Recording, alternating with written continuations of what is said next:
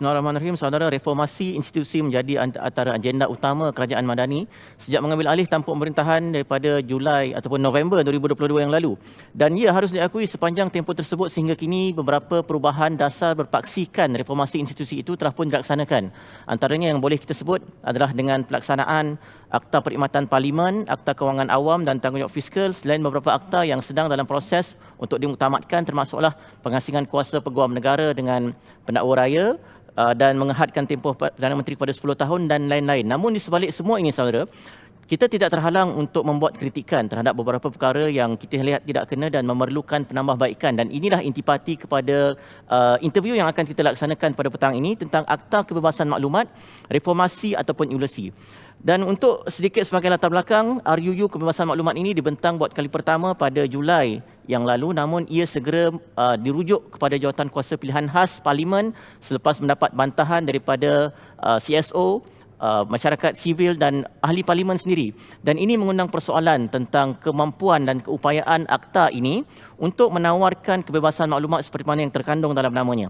Dan ini yang akan kita bincangkan bersama-sama dengan tetamu kita pada hari ini, iaitu Pegawai Penyelidik Undang-Undang dan Dasar C4, Saudara Prishan Selanggaraj. Apa khabar Saudara Prishan? Khabar baik, terima kasih for having us. Terima kasih kerana sudi bersama-sama dengan kami pada petang ini untuk kita bincangkan satu isu yang nampaknya kelihatan agak berat, tetapi cuba untuk kita berikan kefahaman kepada rakyat terbanyak tentang Akta Kebebasan Maklumat, sama ada ia merupakan satu reformasi institusi ataupun hanya ilusi semata-mata. C4 dan beberapa NGO yang lain terlibat dalam membuat kenyataan untuk mengkritik, untuk penambahbaikan Akta Kebebasan Maklumat ini sebaik sahaja ia dibentangkan buat kali pertama di Dewan Rakyat pada Julai yang lalu. Tetapi sebelum kita pergi lebih jauh, Saudara Prishan barangkali boleh menerangkan serba sedikit tentang apakah sebenarnya yang dimaksudkan dengan Akta Kebebasan Maklumat ini, kenapa ia begitu penting dan apa akan jadi kepada negara kita sekiranya akta ini tidak dilaksanakan. Alright.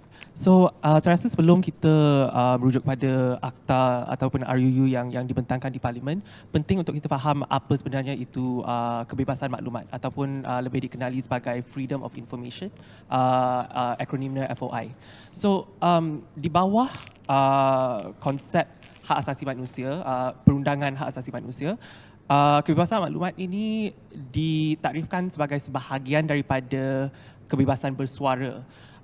Iaitu konsepnya adalah berdasarkan fahamannya lah, kerajaan merupakan orang kata custodian ataupun penjaga yang mentadbir negara bagi pihak rakyat. Okey, tapi asasnya kuasa berpusat dalam tangan rakyat. Okay. So maksudnya mana-mana maklumat, dokumen yang dipegang oleh kerajaan dipegang bagi pihak rakyat. Okey, so saya boleh beri satu contoh, satu ilustrasi kan.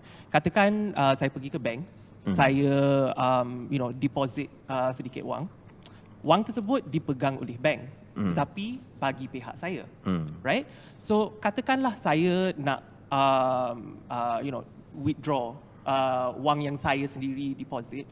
Adakah bank mempunyai hak untuk menghalang saya daripada dapatkan wang yang sebenarnya milik saya?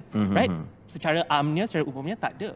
Kecuali kalau ada sebarang alasan ataupun sebab yang wajar atau munasabah untuk freeze akaun tersebut kan. Okay. So konsep itu sama dari segi kebebasan maklumat. Iaitu kerajaan memegang maklumat ini bagi pihak rakyat dan hanya jika boleh dibuktikan bahawa terdapat satu alasan yang munasabah, alasan yang wajar untuk menghalang orang awam daripada melihat maklumat tersebut, dia sepatutnya disebarkan. And jika kita lihat Akta FOI ini, dia bukannya satu perkara yang baru. Di sekitar dunia, about 140 negara sudah ada Akta FOI. Dan ini bukannya negara-negara barat yang dikatakan kononnya maju sahaja. Dia ini juga merangkumi negara-negara yang membangun di sekitar khatulistiwa kan. Even kita lihat di rantau Asia Tenggara, sudah ada 4 negara yang mempunyai Akta FOI, iaitu Indonesia, Thailand, Filipina dengan Timor Leste.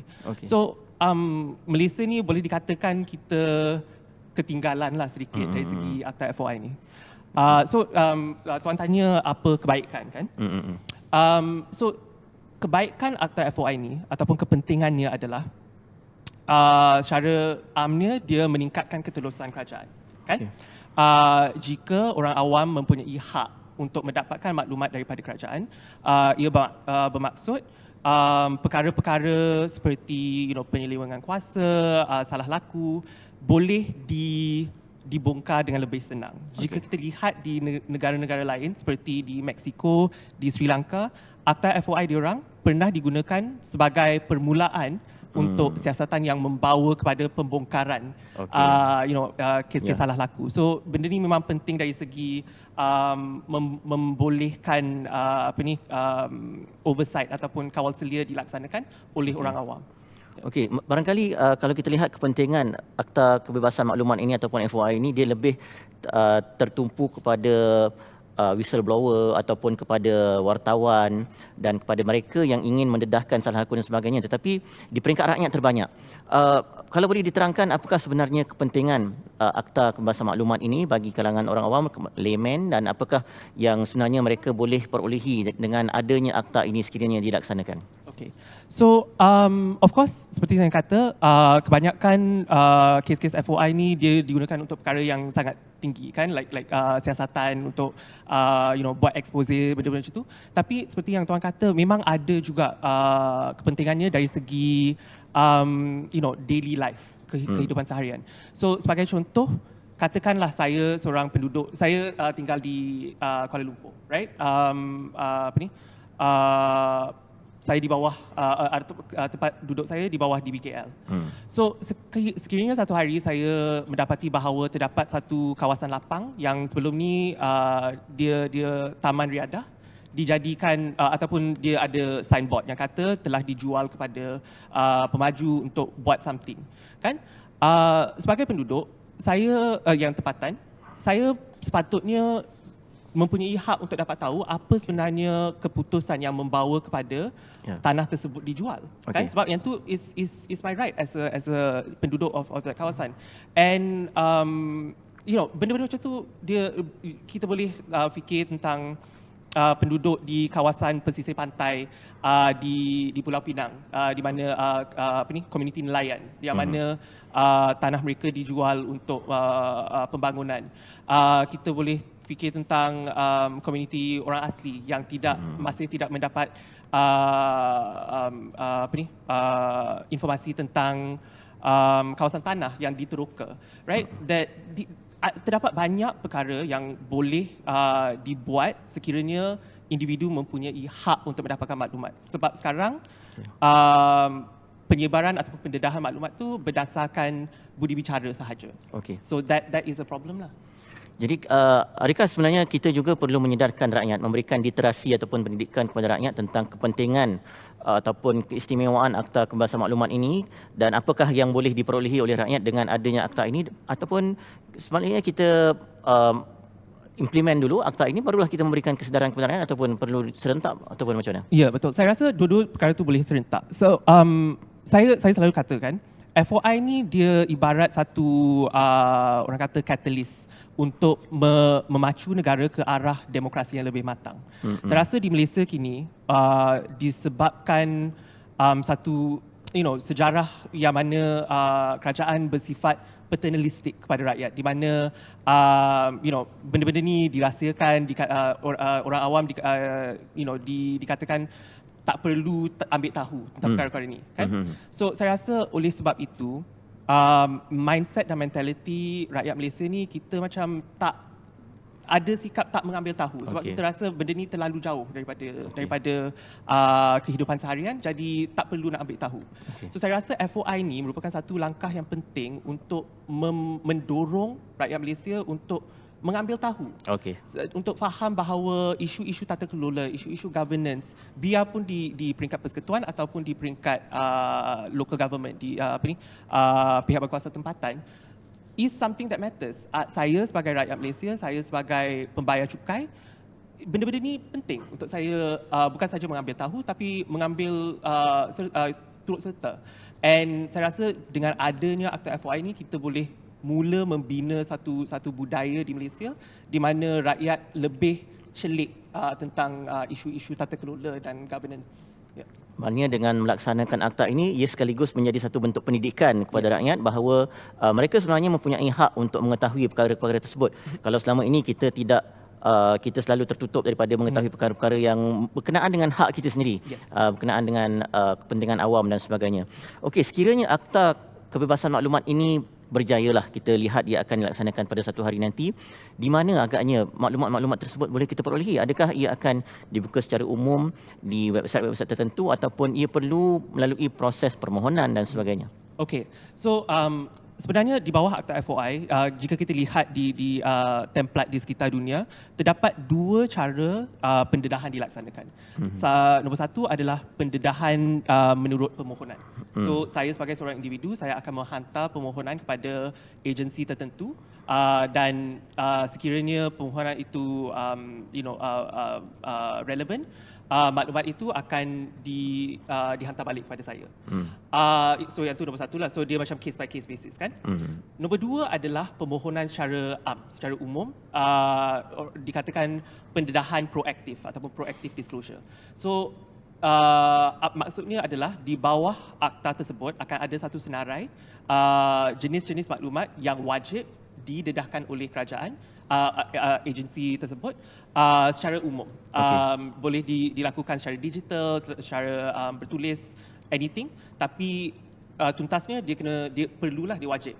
So sebagai contoh, senarai itu berbeza menurut negara, tetapi contoh-contoh adalah seperti directory, pegawai-pegawai, mungkin keputusan kontrak dan tender yang dilakukan oleh agensi tersebut, kertas-kertas dasar yang plan strategik, benda-benda itu. And sebenarnya di Malaysia memang dah ada.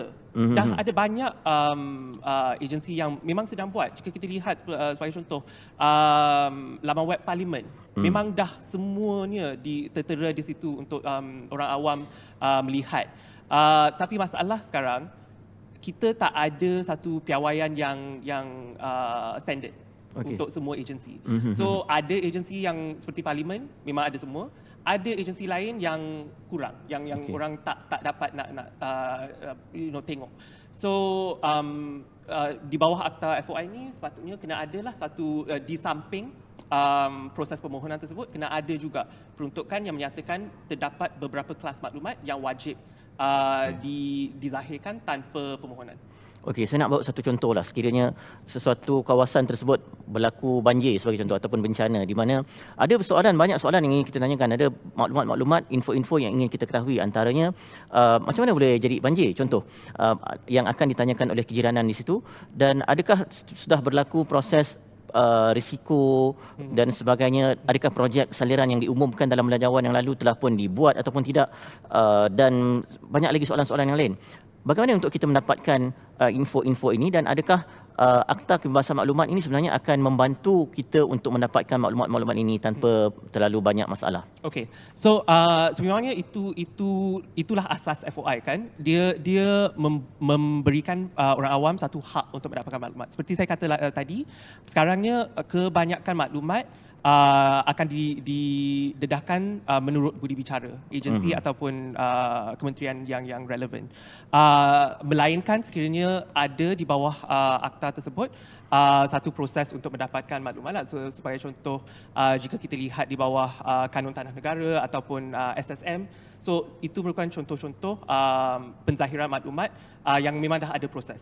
Tapi untuk contoh yang Encik bagi itu tentang plan saliran semua tu, dia tak ada satu proses ataupun tata cara yang jelas dan konsisten. Okay. So sebab tu mungkin ada, so sebagai seorang penyelidik, saya sendiri pernah buat pelbagai permohonan kepada pelbagai agensi untuk mendapatkan maklumat. Ada agensi seperti Suruhanjaya Integriti, agensi penguatkuasaan, diorang terus dalam kurang daripada seminggu, terus setiap statistik yang saya minta, dia berikan satu persatu. Okay. Tapi ada juga agensi-agensi lain yang 2-3 kali email, call, tak ada jawapan. So sebab itulah, sebab tiada satu peruntukan secara undang-undang yang mewajibkan benda ni didedahkan. So that's why ada ketiadaan konsistensi lah. Saya rasa masalah yang sama juga sering kami hadapi sebagai pengamal media untuk mendapatkan maklumat-maklumat daripada agensi tertentu agak terlalu sukar untuk mendapatkan, dan sekiranya Akta Kebebasan Maklumat ini diimplementkan, ia akan memberikan banyak kelebihan kepada pengamal media khususnya. Okey, itu secara ideal Akta Kebebasan Maklumat yang ingin kita ada dalam negara kita untuk dilaksanakan. Dan ia telah pun dibentangkan pada Julai yang lalu, bacaan kali pertama. Kenapa?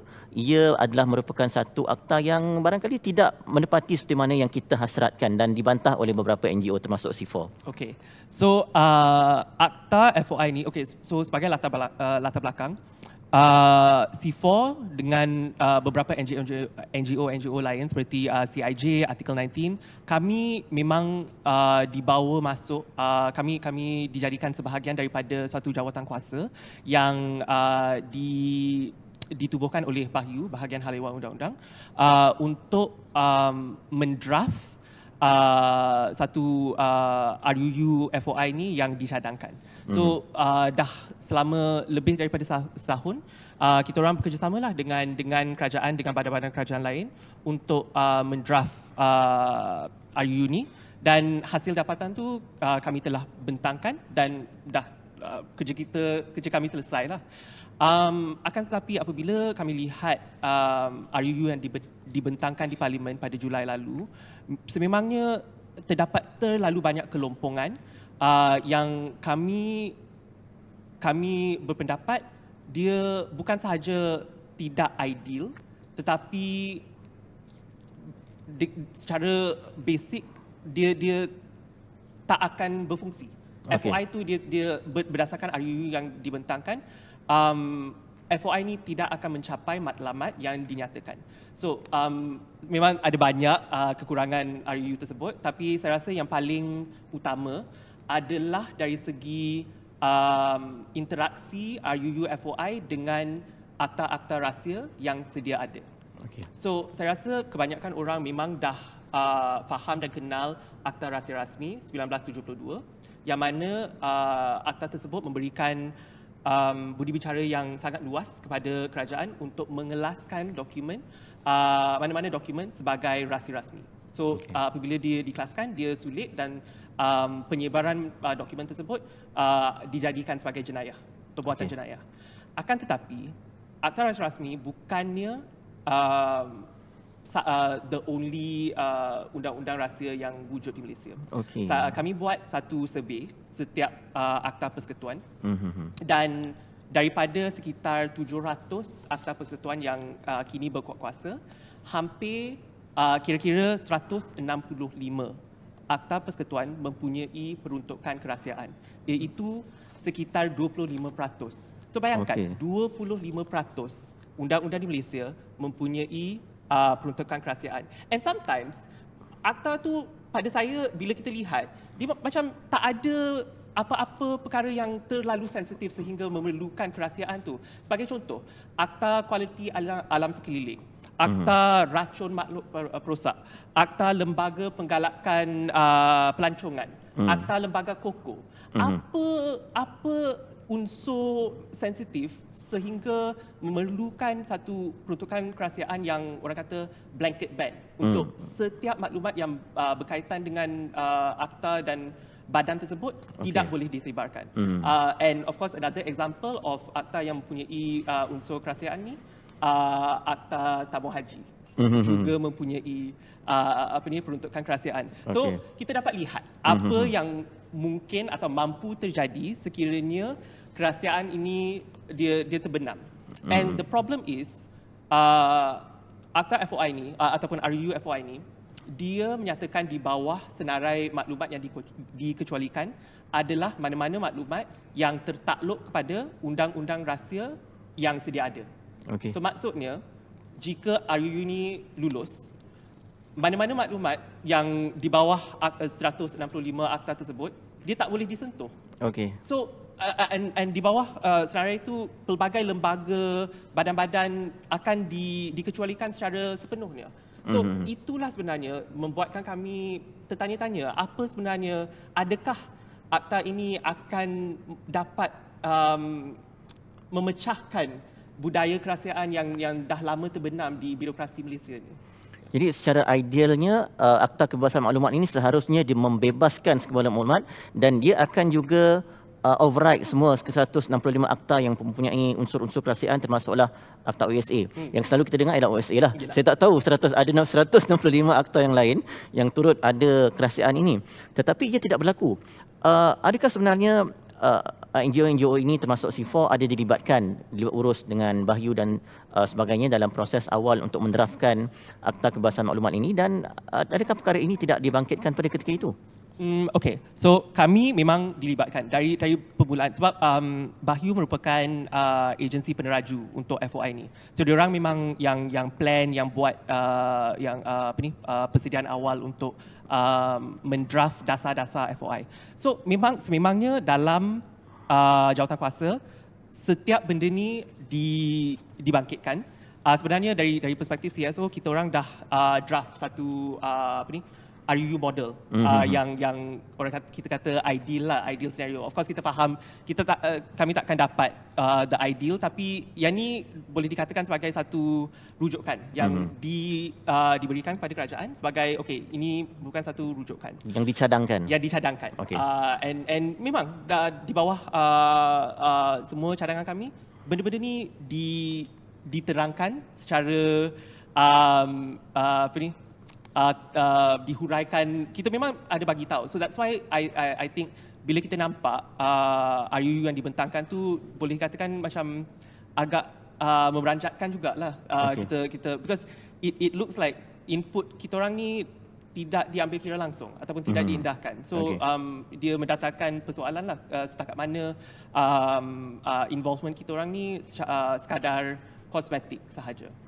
Okey, tetapi apa yang respon selepas daripada pembentangan pada kali pertama pada Julai yang lalu, selepas mendapat bantahan, apa yang dinyatakan oleh Menteri Reformasi Institusi Datuk Seri Azalina Osman Said adalah untuk merujuk kepada Jawatankuasa Pilihan Khas Parlimen terhadap akta ini. Jadi adakah ini merupakan satu peluang yang boleh diambil oleh masyarakat sivil untuk memperbaiki draft ini ataupun membuat rombakan besar-besaran? Apa peluang yang kita ada untuk akta ini? Okay, so saya rasa memang keputusan yang dibuat oleh YB Azalina tu memang patut dipuji sebab saya rasa apabila beliau melihat bantahan tu keputusan untuk merujuk tu memang satu perkara yang baik. Dan saya rasa apabila RUU ni dirujuk kepada Jawatankuasa Pilihan Khas, memang betul dia merupakan satu peluang untuk kita memperbaiki kelompongan akta tersebut ataupun I think more critically dia kena rombak semula lah memang. Terdapat terlalu banyak kelompongan. Tapi sekarang tanggungjawab jatuh pada MP-MP yang duduk dalam Jawatankuasa Pilihan Khas ni untuk faham dan hadam secara mendalam apa matlamat yang kita nak buat apabila kita nak introduce akta FOI ni. Saya rasa bila kita nak buat sebarang reformasi, dia tak patut sekadar nama saja untuk nyatakan Malaysia dah ada akta FOI. Dia kena ikut matlamat yang dia kena pastikan apa yang diluluskan tu mencapai tujuan yang sebenar untuk sama ada memperbaiki sistem-sistem di negara ataupun memperbaiki kehidupan seharian rakyat. Okey, selain daripada akta ini tidak dapat membebaskan unsur kerahsiaan yang ada dalam Akta Rahsia Rasmi dan 165 akta yang lain, apa lagi ciri yang paling jelas yang ada di dalam rang undang-undang Akta Kebebasan Maklumat ini yang menjadi satu perkara yang perlu dirombak secara besar-besaran? Apa pandangan?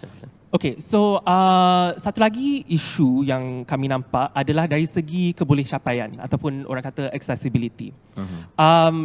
FOI seperti yang saya kata tu, asas FOI adalah untuk memastikan rakyat mempunyai hak untuk mendapatkan maklumat.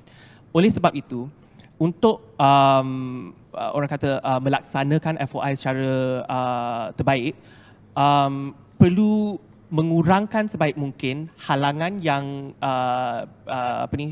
diletakkan kepada orang awam untuk mengakses maklumat.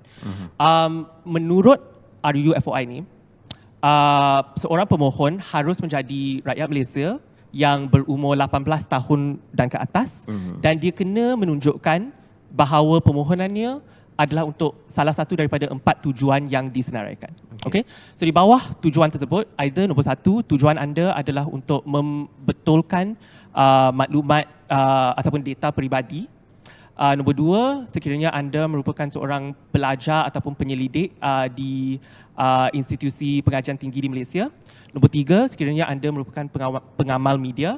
Atau nombor 4, sekiranya anda terkilan dengan sesebuah keputusan kerajaan dan anda mempunyai kepentingan yang dikata tangible, yang nyata. Okay? So, bila kita lihat keempat-empat tujuan tersebut, kebanyakan rakyat Malaysia ni tak akan qualify. Tak akan qualify sebab of course kalau you bukan di pengajian tinggi, you bukan pengamal media, dan kalau anda tak boleh buktikan that anda mempunyai kepentingan yang nyata, which siapa yang buat pertimbangan tersebut, right? Who can say that anda mempunyai kepentingan yang wajar? Anda tak boleh nak buat permohonan tersebut. So kebanyakan rakyat tak akan dapat menggunakan rangka FOI ni. So again dia berbalik pada poin yang saya katakan tadi. Adakah akta ini akan membawa pembaharuan yang sebenarnya atau tidak? You know? Jadi sekiranya kita nak tanya tentang penerapan yang diberikan oleh CLD, kerana ini telah pun secara jelas berlaku. CLD ataupun Center for Law and Democratic telah pun memberikan penerapan yang sangat rendah kepada Malaysia, sebaik sahaja kita membentangkan RUU ini apabila ia antara 6 terendah. Maknanya dalam kebanyakan 140 negara yang ada undang-undang FOI ini, kita barangkali antara negara yang terlemah dalam pelaksanaan ini. Dan ini telah pun terbukti. Bolehkah dijadikan premis ini sebagai hujah untuk merombak RUU FOI ini secara besar-besaran, ataupun bagaimana? Adakah ia masih lagi terpulang kepada ahli-ahli parlimen untuk membuat perubahan tersebut? Okay, so I think bagi penonton yang mungkin tak tahu tentang benda ni, Center for Law Democracy (CLD) merupakan suatu badan NGO antarabangsa yang memang membuat usaha untuk menaraf dan orang kata menanda aras akta-akta FOI di setiap negara yang mempunyainya, sekitar 142 kalau tak silap. Dan menurut rating yang diorang berikan kepada RUU FOI yang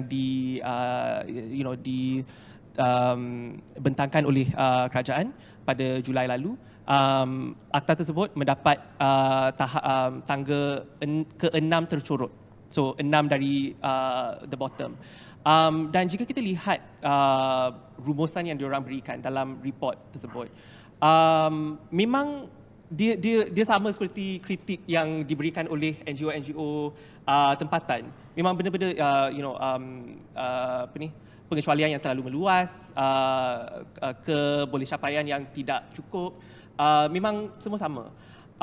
Saya rasa jika kita lihat isu ranking antarabangsa, of course maybe ada ramai yang juga kenal CPI, right? Corruption Perception Index, di mana Perdana Menteri Anwar Ibrahim menyatakan ingin melonjakkan Malaysia ke tahap ke-25 yang tertinggi.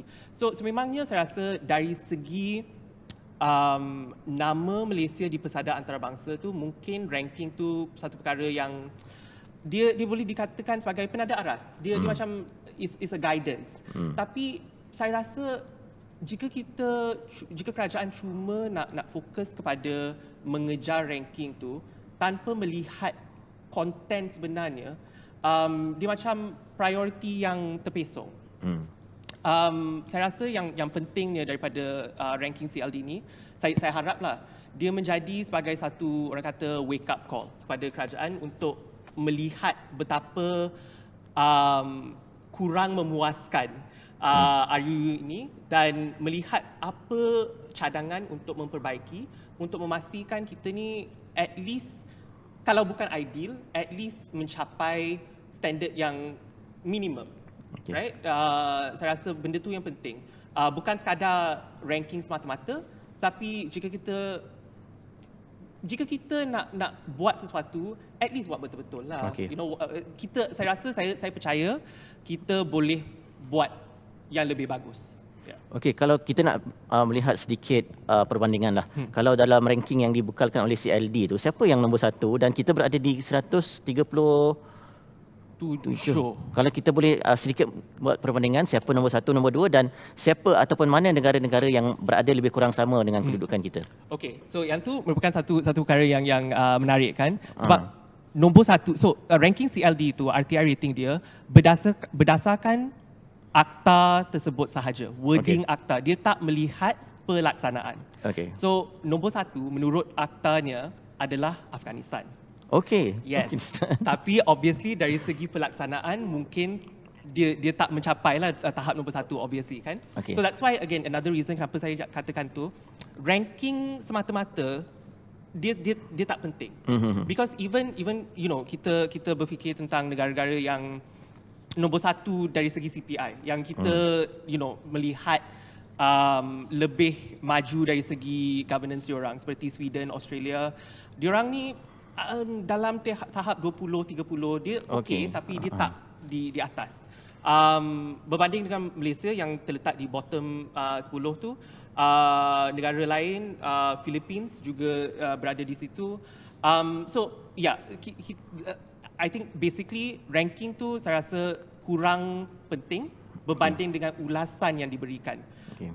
Sebab report CLD tu dia memang dia satu persatu dia diberikan ulasan tentang apa elemen yang kurang memuaskan dan bagaimana boleh dipertingkatkan. So yang tu saya rasa perlu lebih penting untuk kerajaan fokus.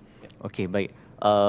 Selepas ni ialah terpulang kepada ahli-ahli parlimen yang tergolong dalam jawatan-kuasa pilihan khas untuk membuat penambahbaikan. Kalau boleh kita tahu jawatan-kuasa khas parlimen yang mana yang terlibat dalam untuk menyemak semula RUU ini? Okey, so sebenarnya ini bukan jawatan-kuasa khas yang sedia ada. Jawatan-kuasa khas ni ditubuhkan secara khusus untuk melihat FOI ni. So jawatankuasa chaired by YB Azalina sendiri dan memang dia non partisan lah, so ada wakil daripada setiap coalition dan parti politik yang diwakilkan di parlimen. Pola ni sama seperti yang dilaksanakan untuk akta pemisahan Peguam Negara dengan Pendakwa Raya, di mana suatu jawatankuasa yang khusus ditubuhkan. Saya rasa on one hand kita boleh nampak mungkin benda ni menampakkan prioriti kerajaan yang memang melihat benda ni sebagai satu perkara yang penting. So sebab itu mereka menubuhkan jawatankuasa yang khusus untuk melihat benda ni secara mendalam. Okey, banyak akta-akta ataupun undang-undang yang telah berjaya diluluskan dan ia juga melibatkan penglibatan antara kedua-dua pihak, antara ahli-ahli parlimen kerajaan dan juga pembangkang. Apakah peluang untuk penilaian semula yang dibuat oleh jawatan-kuasa pilihan khas parlimen ini yang bipartisan, ada kedua-dua parlimen kerajaan dan pembangkang, untuk menghasilkan satu input yang baik seperti mana yang dihasratkan oleh masyarakat sivil? Adakah saudara berpandangan bahawa kedua-dua ahli parlimen pembangkang dan kerajaan ini akan menghasilkan satu input yang baik? Harapan saya ialah saya rasa sekiranya MP-MP yang menjadi sebahagian daripada jawatankuasa ini melihat kebaikan yang boleh terjadi sekiranya FOI ini wujud di Malaysia, saya rasa memang dia perlu menambah baik. Bukan sahaja sebagai seorang ahli parlimen yang mempunyai amanah untuk menjaga penduduk di kawasan diorang, tetapi juga sebagai seorang rakyat Malaysia. Mereka sendiri rakyat Malaysia. Mereka sendiri, sekiranya mereka tinggalkan jawatan mereka, mereka akan menjadi rakyat yang biasa. Mereka juga boleh mendapatkan kebaikan manfaat daripada FOI ini sekiranya wujud. So harapan saya adalah mereka akan faham benda ni dan buat yang terbaik untuk menambah baik akta RUU FOI ini.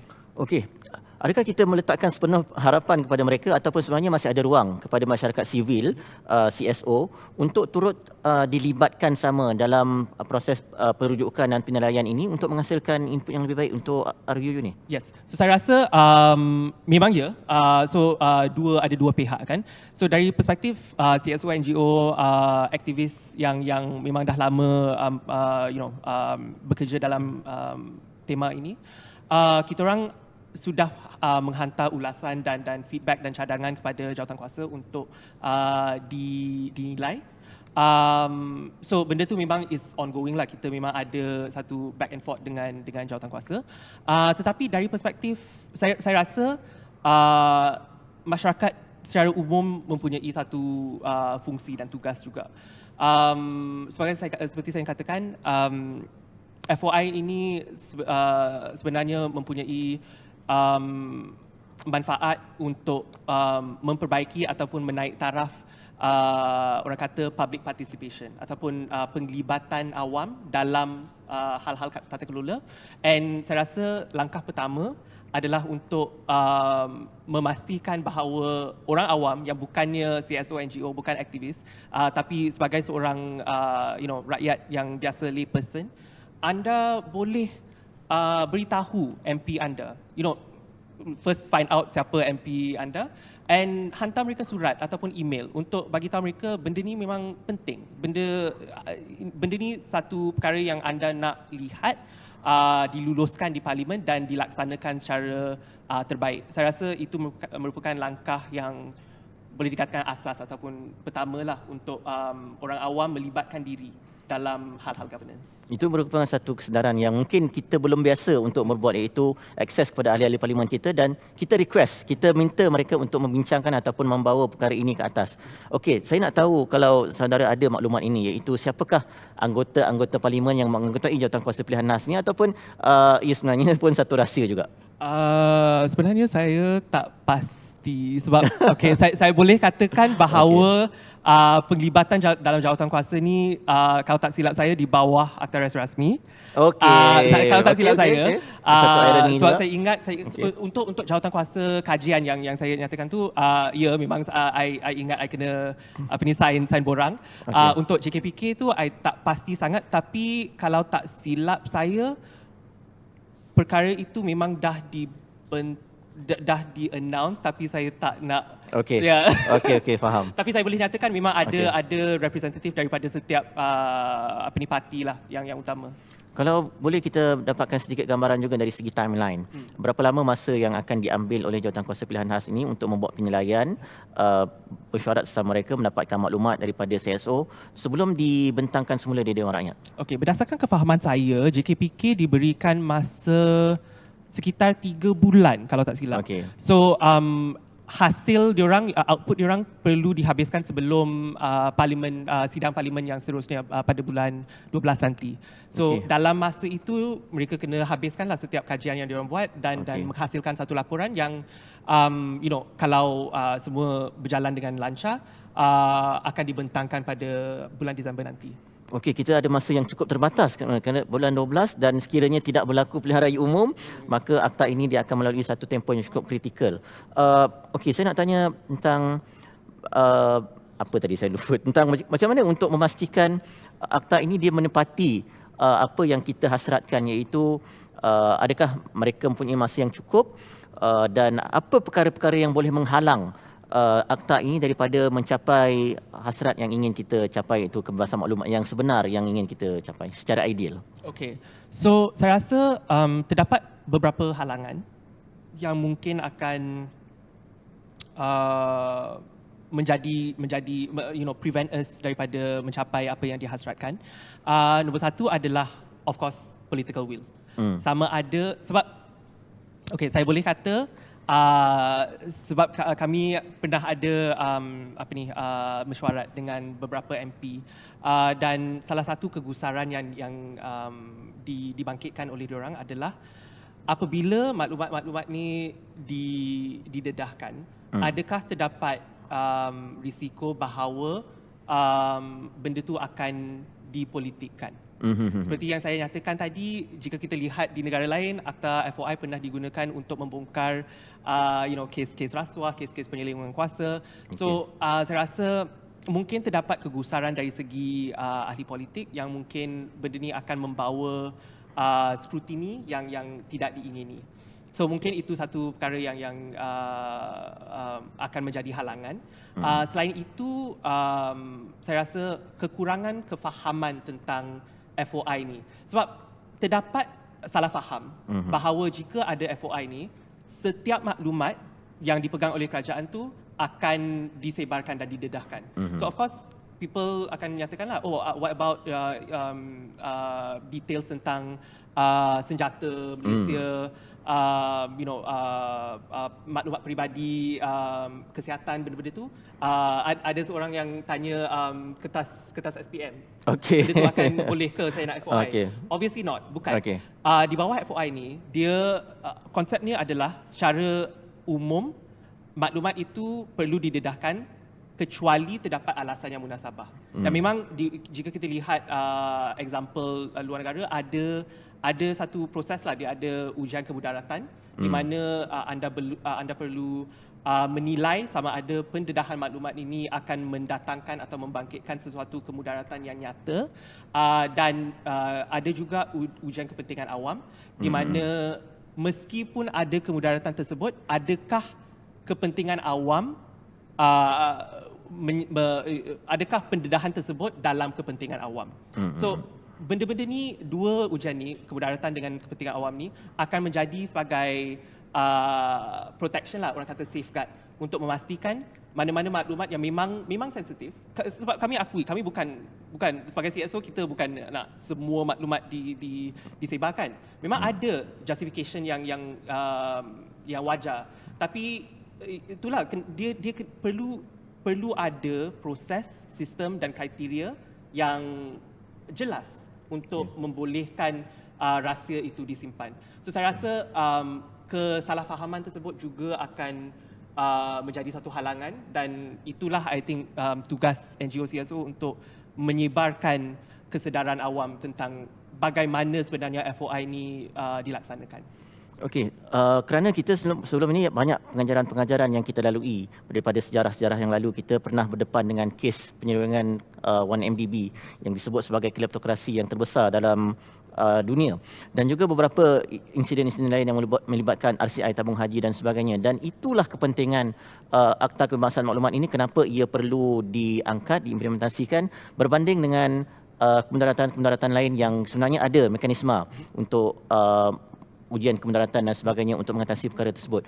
Bagaimana untuk memberikan kefahaman kepada ahli-ahli parlimen kita supaya mereka juga mengetahui tentang kepentingan akta ini untuk dilaksanakan, dan mereka tidak teragak-agak tanpa mengira parti politik untuk menyokong agar RUU ini dibentangkan dan diluluskan nanti. Betul. So saya rasa kita kena berikan kesedaran tentang kepentingan atau kebaikan FOI ini. So dari segi yang Tuan nyatakan kan, apa yang kita lihat apabila sesebuah negara itu memperkenalkan rangka FOI, dia pelaksanaannya mengambil masa. Dia bukannya automatik hari ini diluluskan terus budaya itu akan tukar, bukan. Okay. Jika kita lihat di Australia sebagai contoh, sebab kami ada discussions dengan pihak experts dari Australia, dia kata mengambil masa sekitar 10 tahun untuk budaya itu menukar, budaya yang asalnya lebih tertutup dan berhasil untuk menukar kepada yang lebih terbuka. And of course that's something that takes time. Kita faham, kita akui. Tapi itulah sebenarnya kebaikan FOI yang paling penting, iaitu penukaran dari segi sistemnya sendiri. Di mana apabila terdapat FOI, mana-mana pegawai kerajaan, diorang akan dengan fahaman bahawa dokumen dan maklumat yang diorang nukil or pass or whatever, mungkin akan ada satu permohonan satu hari nanti yang nampak. So oleh sebab itu mereka akan lebih teliti dalam membuat kerja diorang juga. Okey. Dan selain itu, penyimpanan rekod, penyimpanan maklumat juga akan menambah baik sebab memang kena simpan dengan baik-baik lah. If ada permohonan yang datang, you nak buat dengan senang. So dia ni FOI ni dia macam satu cara yang orang kata alternatif untuk membawa kepada satu sistem governance yang lebih baik, di mana pelakuan-pelakuan penyelewengan ini tidak mungkin berlaku tanpa mengira siapa berada di pucuk pimpinan. Tidak kira parti mana, siapa. Sebab apabila terdapat satu sistem yang mengawal, yang orang kata berlapis, siapa yang berada di pucuk pimpinan tu, dia is not relevant. Sebab even kalau dia ada niat yang jahat untuk membuat sesuatu, dia tak akan mendapat peluang tersebut. Sebab dah ada sistem tu, kan?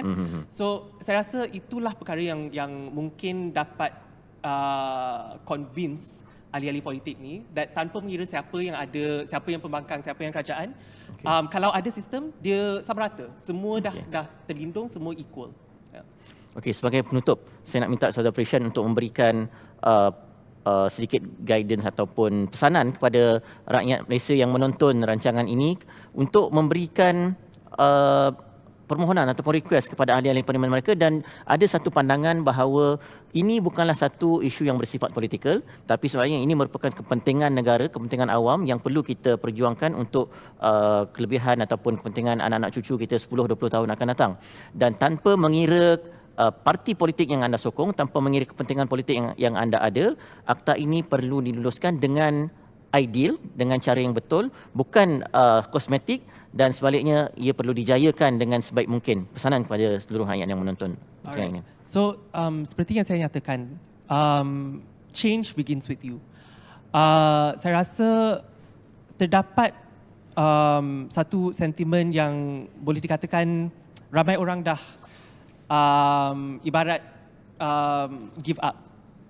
Terdapat ramai yang menyatakan bahawa change is not possible, benda ni, tanpa mengira siapa yang berada di tampuk pemerintahan, benda ni tak akan, budaya rasuah tak akan terubat di Malaysia, kepentingan awam tidak akan diambil kira oleh kerajaan. Dan saya rasa sentimen sebegitu dia tak membantu. Walaupun saya rasa terdapat defisit dari segi keinginan orang awam untuk melibatkan diri, saya nak mendorong anda untuk buat demikian. You can start small. You boleh mula dengan seperti yang saya kata, dapatkan alamat email MP anda dan mulalah hantar email kepada diorang yang menyatakan apa sebenarnya keinginan hasrat kamu sebagai seorang pengundi, khususnya kepada Akta FOI ni. Katakan mengapa benda ni penting untuk anda, untuk keluarga anda, untuk masyarakat dan komuniti setempat anda. Sampai bila kita sebagai di Malaysia ni nak kekal sebagai satu negara yang tidak matang dari segi politik, kan? Saya rasa walaupun tanggungjawab terletak pada tangan MP juga, saya rasa orang awam, rakyat juga mempunyai tanggungjawab yang perlu dilaksanakan untuk memastikan benda-benda ni berjaya pada akan datang. Terima kasih Saudara Prishan atas perkongsian selama lebih kurang 50 minit, hampir sejam. Perbincangan kita tentang Akta Kebebasan Maklumat. Adakah ia merupakan satu reformasi ataupun ilusi? Sebenarnya kita juga ada peranan dan tanggungjawab untuk memastikan ia menjadi satu langkah yang benar-benar akan menjadi satu reformasi yang akan menjamin kebebasan maklumat seterusnya, menjadikan negara kita lebih baik pada masa akan datang. Saudara, perjuangan untuk memberikan ataupun untuk kebebasan maklumat ini sebenarnya bukanlah baru, tapi sebenarnya telah pun berlangsung selama beberapa tahun dan di tangan ahli-ahli parlimen dan di tangan kita juga yang akan memastikan sama ada ia akan berjaya ataupun tidak. Terima kasih sekali lagi kita ucapkan kepada Saudara Prishan, dan sehingga kita berjumpa lagi dalam forum yang akan datang. Saya Hazir Osman, wakili pihak produksi Sinar Harian, mengucapkan Assalamualaikum warahmatullahi wabarakatuh dan selamat petang. Okey, terima kasih. Okey, terima kasih.